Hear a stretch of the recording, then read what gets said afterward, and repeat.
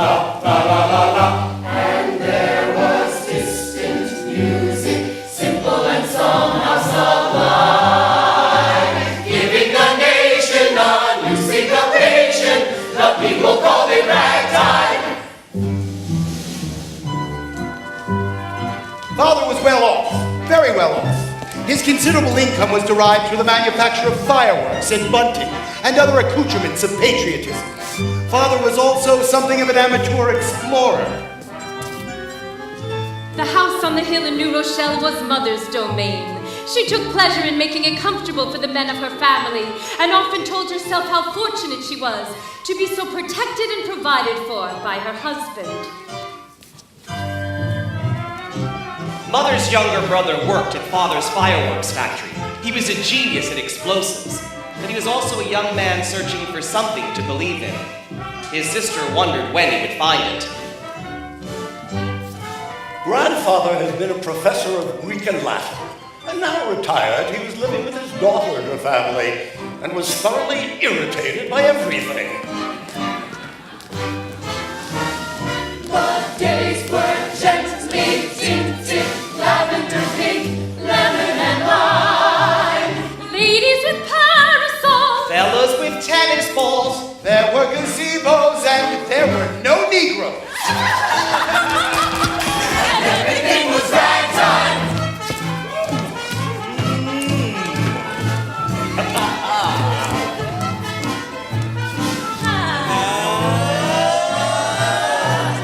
Listen to that ragtime.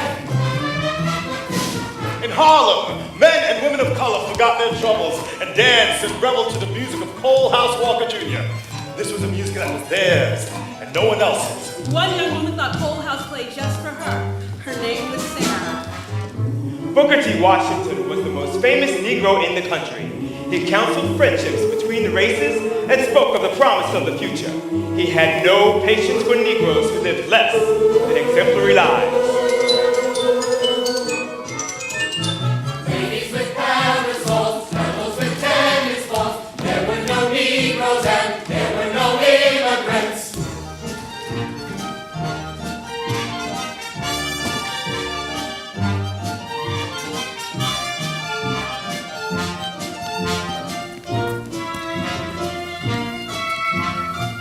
In Latvia, a man dreamed of a new life for his little girl. It would be a long journey and a terrible one. He would not lose her as he had her mother. His name was Tata. He never spoke of his wife. The little girl was all he had. Together, they would escape. Houdini! Look at Houdini!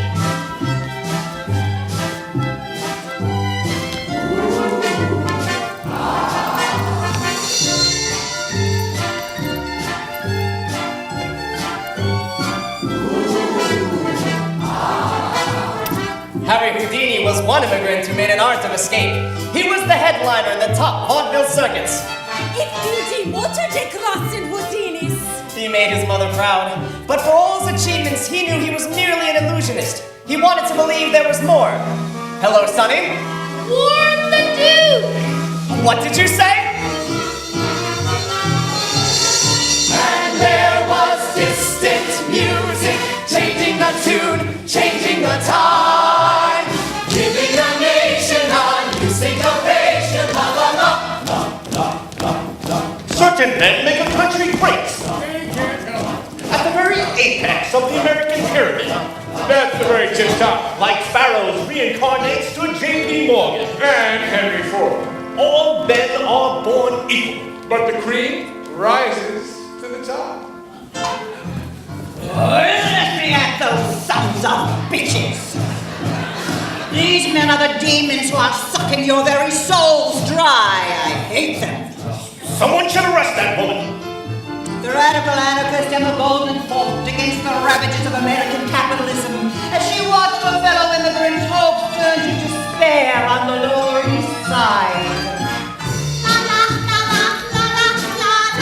America was watching another drown. Evelyn Nesbit was the most beautiful woman in America. If she wore her hair in curls, every woman wore her hair in curls. Her lover was the eminent architect Stanford Light, designer of the Pennsylvania Station on 33rd Street. Her husband, the eccentric millionaire Harry K. Claw, was a violent man. After her husband shot her lover, Evelyn became the biggest name in vaudeville since Tom Thumb. La, la, la, la, la. Bang! La, la, la. Bang! Bang! And although the newspapers called the shooting the crime of the century, Golden knew it was only 1906. And there were 94 years to go. And there was music playing, catching a nation in its prime. Beggar and millionaire, everyone everywhere, moving to that ragtime.